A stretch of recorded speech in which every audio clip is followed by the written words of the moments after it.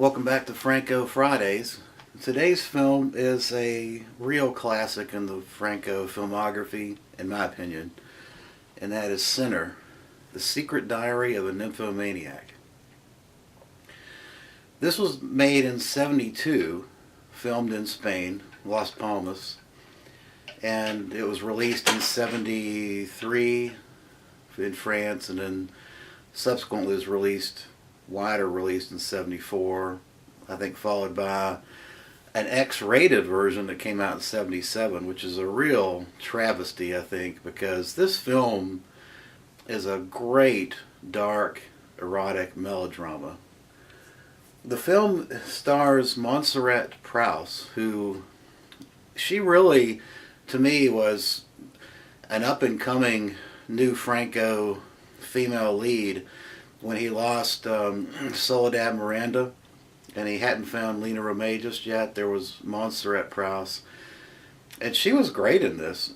She plays Linda, and Linda is the victim of a teenage molestation, and she just has a downward spiral. Her life is just a freaking downward spiral of drugs and prostitution and an assortment of just terrible things that happen. And this thing is done in such a way that it's not teasing your it's not playing to the sleaze factor, which is typical of some of the Franco films. This is really a dark character portrayal of what can happen to somebody that just has a bad turn of events in life, and things get worse and worse. I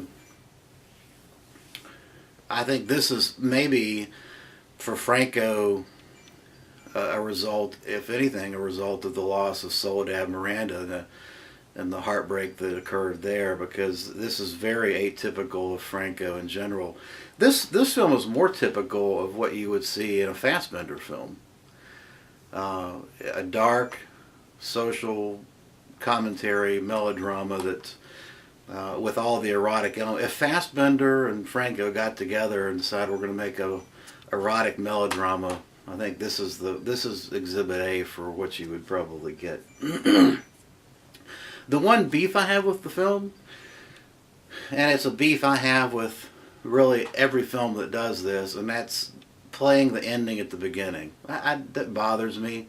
Once you know how the film's going to end, the first 2 or 3 minutes, I think it ruins it for me anyway. You have, after this, you have a series of flashbacks that shows the general disintegration of Linda, and the subsequent at the beginning. I mean, it's the beginning of the film. She basically commits suicide, so you get to see throughout the film that general disintegration that led to her suicide. Now, the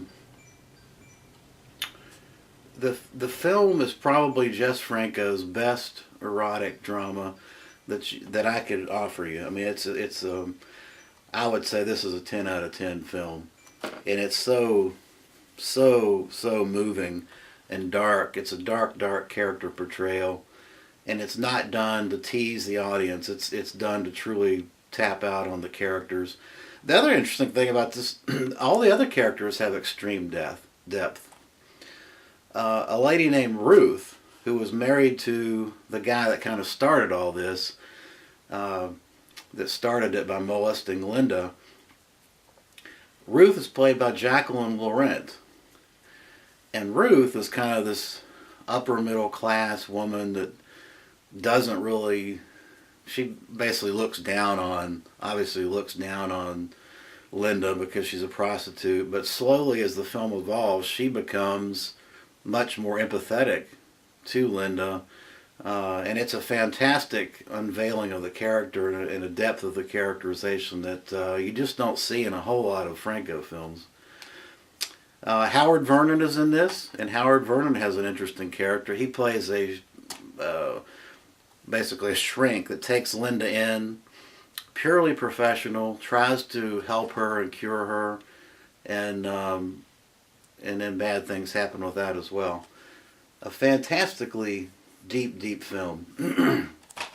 This Mondo Macabro release has, of course, an interview with Stephen Thrower, who goes into depth about this film and in general Franco filmography. And then it has an interesting 10-15 minute interview with Gerard Kikoen, who did the music. And the music in this is as usual with all the Franco films, is a fantastic film, fantastic music. It blends nicely with the scenes.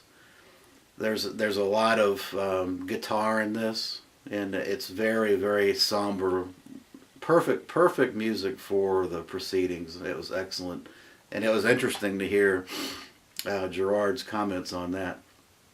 Yeah, if you haven't seen Center of the Secret Diary of a Nymphomaniac, it's well worth your time. Particularly if you're one of those that's kind of historically avoided the Jess Franco erotic films, just because I mean, I could see that people might avoid that thinking, well, this is just softcore porn, but give this one a shot, because this is not softcore porn. This is a deep storyline, and an excellent one at that. So, yeah, Center of the Secret Diary of a Nymphomaniac.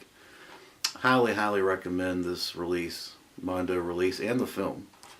So that'll do it for Franco Fridays. Appreciate you watching. Thanks.